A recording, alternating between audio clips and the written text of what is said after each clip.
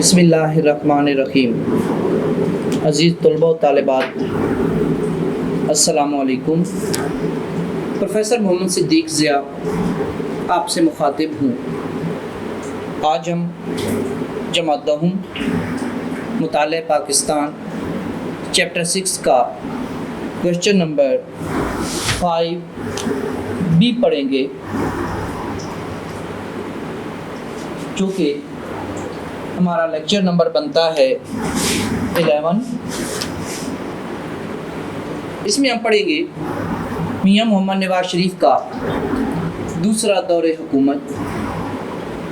عزیز طلباء و طالبات، جیسا کہ ہم نے دور اول کے اندر نواز شریف حکومت کے کچھ کارنامے پڑھے، جو کہ غالباً نمبر 6 تک مشتمل تھے، لیکن جو دوسرا دور حکومت ہے یہ فیب 1997 سے شروع ہوتا ہے اور 1999 تک یہ مکمل ہو جاتا ہے۔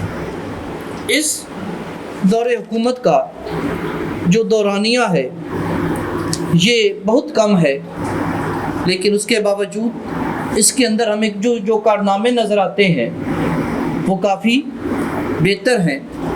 تو یہاں پہ بات کی جاتی ہے، نمبر 1 کی طرف آتے ہیں۔ اگر آپ اپنی کتاب پہ صفحہ نمبر 20 پہ توجہ کریں تو نظر آئے گا کہ میاں محمد نواز شریف کا دوسرا دور حکومت فیب 1997 میں میاں نواز شریف دوبارہ پاکستان کے وزیر اعظم بن گئے۔ اس دور کے اہم واقعات درج ذیل ہیں۔ جسٹس سجاد علی شاہ، یہ کیا ہے؟ Justice supreme court Sajjad Ali Shah اور جو صدر فاروق احمد خان لغاری نے کیا کیا، اپنا استعفیٰ دیا۔ کیا ہے؟ ابھی میاں نواز شریف کی حکومت کو قائم ہوئے 1 مہینہ ہی ہوا تھا کہ سپریم کورٹ کے چیف جسٹس سجاد علی شاہ کے ساتھ ان کے اختلافات شروع ہو گئے۔ کئی ماہ پر محیط اس چپکلش اس اختلاف کا انجام یہ ہوا کہ فوج کی مداخلت سے چیف جسٹس سجاد علی شاہ کو اپنے منصب سے مستعفی ہونا پڑا اور اس کے بعد صدر پاکستان فاروق احمد خان لغاری کی صدارت سے استعفیٰ دے دیا۔ تو کیا ہے کہ جیسے ہی آپ کی حکومت شروع ہوئی تو کیا ہوا، یہاں پہ جسٹس سجاد علی شاہ اور صدر فاروق احمد خان لغاری کے ساتھ اختلافات کی وجہ سے ان کا استعفیٰ ہوا۔ نمبر 2 کی طرف آتے ہیں کہ جہاں پہ جسٹس ریٹائرڈ رفیق تارڑ کا بطور صدر انتخاب کیا گیا۔ دسمبر 1997 کے صدارتی انتخاب میں جسٹس ریٹائرڈ رفیق تارڑ نے پیپلز پارٹی کے آفتاب شعبان میرانی کے مقابلے میں انتخاب جیتا اور صدر پاکستان بنے۔ عزیز طلباء و طالبات، جیسا کہ آپ کو بتایا گیا ہے کہ جہاں پہ کوئی تاریخ ہو، اہم مقامات کا ذکر ہو، کسی اہم شخصیت کا ذکر ہو تو اسے انڈر لائن کر لیا کریں کہ جیسا کہ دسمبر 1997 کے صدارتی انتخابات میں کیا ہوا، شعبان میرانی کا ذکر ہے، ان کے مقابلے میں رفیق تارڑ نے انتخاب جیتا۔ نمبر 3 پہ آتے ہیں۔ نواز شریف دور حکومت کے اندر ایک سکیم چلائی گئی، جو کہ سکیم یہ تھی کہ قرض اتارو ملک سنوارو۔ لوگوں کو کہا گیا کہ تم مجھے قرض حسنہ دو، ایک وقت آئے گا کہ یہی قرض جو ہے میں تمہیں واپس کروں گا۔ جہاں پہ لوگوں نے بڑھ چڑھ کر حصہ لیا، یہاں تک کہ خواتین نے اپنے زیور تک اس ملک کی خاطر اتار پھینکے، لیکن افسوس اور صد افسوس یہ ملک ہمیں آج بھی اسی قرض کے اندر جکڑا ہوا نظر آتا ہے۔ کتاب سے دیکھیں، قرض اتارو ملک سنوارو۔ پاکستان کی اقتصادی صورتحال بہتر نہ ہونے کے باعث حکومت کو بجٹ کے لیے IMF سے قرض لینا पड़ता था। मियां नवाज शरीफ ने अपने दूसरे दौर में कर्ज उतारो मुल्क सवारों के नाम से एक मुहिम का आगाज़ किया और अपनी नशरी तकरीर में गैर मुल्की कर्ज उतारने के लिए कौम से कर्ज हसना की अपील की। कर्ज हसना क्या होता है कि तुम मुझे ये रकम दो और मैं एक वक्त आने पे यही रकम तुम्हें एक अच्छे अंदाज में वापस करूँगा। मियां नवाज शरीफ की इस स्कीम पर अवाम ने लब्बैक कहा और भारी रकूम कौमी खजाने में जमा करवाई। नंबर 4 पे आते हैं कि एक वक्त था कि जो बैरून मुमालिक पाकिस्तानी रहते हैं उन्हें वोट का कोई हक न था, वो वोट कास्ट न कर सकते थे। एक ऐसा तरीका अपनाया गया जिसके ज़रिए बैरून मुमालिक रहायशी पाकिस्तानी यहाँ पे अपने लीडर को वोट दे सके। गैर मुमालिक मुकीम पाकिस्तानियों को पाकिस्तान में वोट का हक। 1997 में हुकूमत पाकिस्तान ने गैर मुमालिक में मुकीम पाकिस्तानियों को पाकिस्तान में वोट का हक दे दिया, जिससे गैर मुमालिक में मुकीम पाकिस्तानियों की अपने मुल्क के मामलात में दिलचस्पी पैदा हुई। नंबर 5 पे आते हैं फ्लोर क्रॉसिंग पर पाबंदी। अजीज तलबा तलबा, सबसे पहले देखना होगा कि फ्लोर क्रॉसिंग क्या है। हमारे पास कोई भी अगर MNA है, मेंबर ऑफ नेशनल असेंबली, या MPA है, मेंबर ऑफ प्रोविंशियल असेंबली, तो इसमें ऐसा होता था कि अगर एक MNA नून लीग के टिकट से MNA बनता है तो असेंबली में पहुंचने के बाद वो नून लीग को छोड़ देता और पीपल्स पार्टी के साथ मिल जाता। लोगों ने MNA को जो वोट दिए थे वो मुस्लिम लीग के मंशूर पे वोट दिए थे। अब वो जीता लोगों के वोट से है, वो किस मंशूर में चला गया? पीपल्स पार्टी के मंशूर में चला गया, जो कि गलत तरीक़ाकार था। तो कहा गया कि सबसे पहले अगर MNA एक नून लीग का है, मुस्लिम लीग का है, तो उसे क्या है, सबसे पहले रिज़ाइन देना होगा। वो अपनी जमात से हटेगा, MNA ख़त्म होगा, फिर उसके बाद दूसरी पार्टी का टिकट लेगा, वहाँ से फिर इलेक्शन लड़ेगा, फिर उसके बाद जाके MNA बनेगा। तो इस तरीके से एक पार्टी को छोड़कर दूसरी पार्टी के अंदर चले जाना, एक पार्टी के मंशूर पे जीतकर दूसरी पार्टी के मंशूर को अपना लेना, इसे कहते हैं फ्लोर क्रॉसिंग। तो इस पर क्या है, पाबंदी लगा दी गई। अजीज तलबा व तालिबात, बड़ा अहम सवाल है कि फ्लोर क्रॉसिंग से क्या मुराद है। मियां नवाज शरीफ हुकूमत ने 1973 के आइन में 14वीं तरमीम के ज़रिए अरकान असम्बली की पार्टी तब्दील करने यानी फ्लोर क्रॉसिंग करने पर पाबंदी लगा दी। इस तरमीम के ज़रिए मुंतखब रुकन असम्बली क्या होता है, MNA या MPA। अगर वो हमारी कौमी असम्बली है तो MNA होगा, अगर सूबाई असम्बली है तो MPA होगा। को पाबंद किया गया कि वो सिर्फ अपने लीडर को ही एतमाद का वोट दें, क्योंकि हमारे पास जो वज़ीर आज़म सेलेक्ट होता है उसे कौन सेलेक्ट करते हैं, MNA करते हैं, और हमारे पास जो वज़ीर आला सेलेक्ट होता है वो MPA करते हैं। MNA कौन सेलेक्ट करता है, उस मुल्क की आवाम। MPA कौन सेलेक्ट करते हैं, उस मुल्क के आवाम। तो क्या है, जिससे जीता है वो अपने ही लीडर को, अपने ही नुमाइंदे को वोट देगा। वो सिर्फ अपने लीडर को एतमाद का वोट देगा, नाफरमानी की सूरत में उसे पार्टी से खारिज कर दिया जाएगा। फिर उसके बाद हर 10 साल बाद एक मरदमशुमारी हुआ करती है, जिसके अंदर हमें पता चलता है कि हमारे मुल्क की आबादी कितनी है, ताकि कोई भी पॉलिसी बनानी हो तो उसके बनाने में मुश्किल ना हो। तो 1998 की मरदमशुमारी की गई। मियां नवाज शरीफ की हुकूमत ने 1998 की मरदमशुमारी करवाई, जिसके तहत मुल्क की आबादी 13 करोड़ अफराद पर मुश्तमिल थी। अज़ीज़ तलबा व तालिबात, 1998 की मरदमशुमारी के मुताबिक मुल्क पाकिस्तान की तादाद कितनी थी, 13 करोड़ थी। अजीज तलबा तालिबात, नंबर 7 पे आते हैं नई पॉलिसी का ऐलान।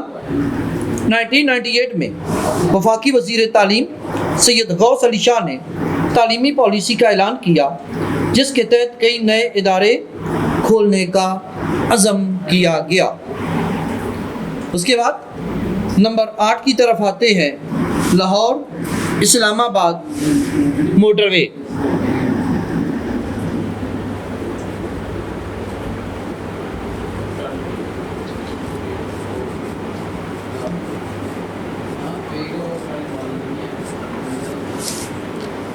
नंबर 8 पे है लाहौर इस्लामाबाद मोटरवे।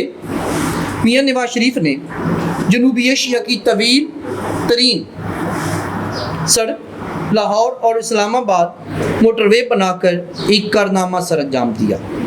ये मंसूबा मियां नवाज शरीफ के पहले दौरे हुकूमत का था, जिसकी तकमील दूसरे दौरे हुकूमत में हुई। 1998 में मियां नवाज शरीफ ने खुद मोटरवे की तकमील पर इसका बाकायदा इफ्तिताह किया। तो ये क्या था? ये दूसरे दौरे हुकूमत का एक कारनामा था। फिर उसके बाद 1973 के आइन है 58(2)B उसका खात्मा किया गया, जिसके ज़रिए एक वज़ीर आज़म को ओहदे से हटा दिया जाता है। मियां नवाज शरीफ ने हिज़्ब मुखालिफ को साथ मिलाकर, मुखालिफ जमात को साथ मिलाकर 1973 के आइन से 58(2)B शिक को निकाल दिया, क्योंकि जब भी सदर के वज़ीर आज़म के साथ इख्तिलाफात पैदा होते थे, वो करप्शन का इल्ज़ाम लगाकर वज़ीर आज़म को ओहदे से हटा देता था, तो उस कानून को ख़त्म कर दिया गया, जिसके ज़रिए कोई भी सदर किसी भी असम्बली को किसी भी वक्त तोड़ सकता था। 13वीं तरमीम के ज़रिए सदर का ये इख्तियार जो है वो भी ख़त्म हो गया। नंबर 10 पे आते हैं एटमी धमाके।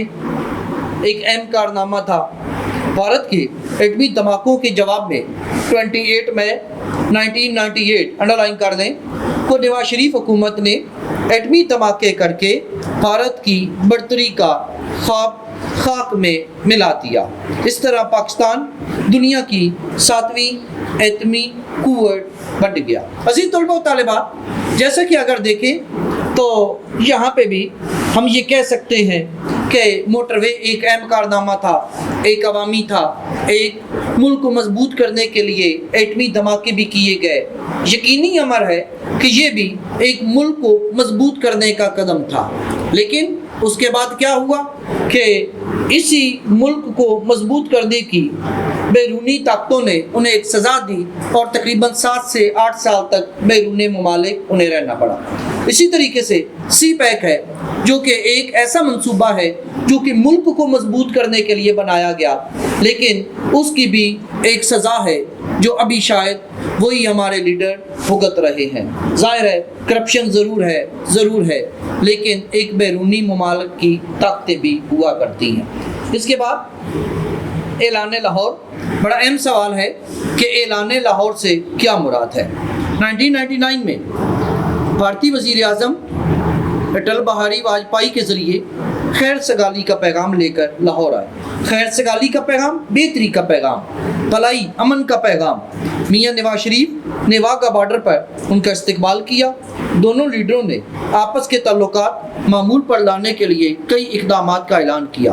एक मुश्तरका एलामिया पर, मुश्तरका एलामिया किसे कहते हैं? सरकारी मुआहदा।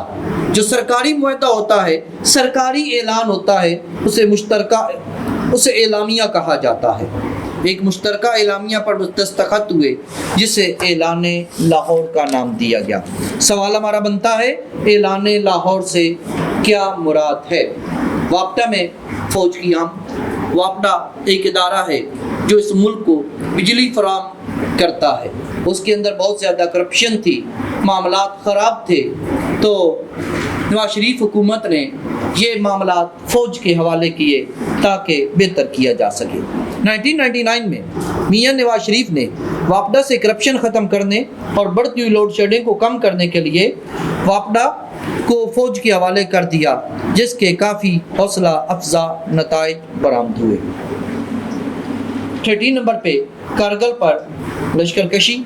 ज़ाहिर है उस वक्त ہمارے پاس جو چیف آف آرمی اسٹاف تھے وہ پرویز مشرف تھے. فوج نے کیا کیا؟ کارگل کو فتح کیا امریکہ کے کہنے پر. کیا ہے؟ میاں محمد نواز شریف نے حکم دے کر فوجوں کو واپس بلا لیا. لیکن ایک ڈیٹیل تھی جو کہ پہلی کتابوں میں موجود تھی، نئی کتابوں کے اندر یہ موجود نہیں ہے. کارگل پر لشکر کشی 1999 میں کارگل کے محاذ پر پاکستان اور انڈیا کی فوجوں کے درمیان جنگ چھڑ گئی. بعد میں امریکی صدر اس وقت کون تھے؟ بل کلنٹن کی مداخلت پر دونوں ملکوں نے جنگ بندی کا اعلان کیا. عزیز طلباء و طالبات، یہ اہم امور تھے اس دوسرے دور حکومت کے. پھر اس کے بعد نواز شریف حکومت کا خاتمہ ہوا. 12 اکتوبر 1999 کو جنرل پرویز مشرف نے وزیر اعظم نواز شریف کی جمہوری حکومت کا تختہ الٹ کر ملک پر قبضہ کر لیا. طیارہ اغوا کیس میں خصوصی عدالت نے نواز شریف کو کسی بھی پبلک عہدے کے لیے نااہلی، جرمانے اور قید کی سزا سنائی. سعودی حکومت کی مداخلت پر انہیں جلا وطن کر کے سعودی عرب بھیج دیا گیا. عزیز طلباء و طالبات، جہاں پہ دیکھیں تو ایک یہ معاملات جو ہمیں نظر آتے ہیں اہم اس حکومت کے اندر. پھر اس کے بعد اعلان لاہور، واپڈا اور کچھ یہ معاملات ہیں جنہیں دیکھ کر ہم کہہ سکتے ہیں کہ نواز شریف کا جو دوسرا دور حکومت ہے وہ پہلے کی نسبت کافی حد تک بہتر تھا. تو عزیز طلباء و طالبات، یہ جو دوسرا دور حکومت ہے اس کے اندر ہمارے بہت سے اہم سوالات بنتے ہیں، جیسا کہ فلور کراسنگ سے کیا مراد ہے، اعلان لاہور کسے کہتے ہیں، اس طرح باقی مختصر سوالات بنتے ہیں. کوشش کریں کہ جہاں جہاں پہ آپ کے اہم پوائنٹ ہیں، اہم نکات ہیں، انہیں انڈر لائن کریں، سمجھنے کی کوشش کریں.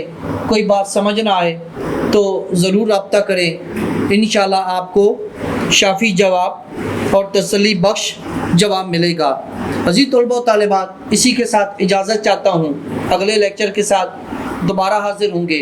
تب تک اپنا خیال رکھیے گا. اللہ حافظ.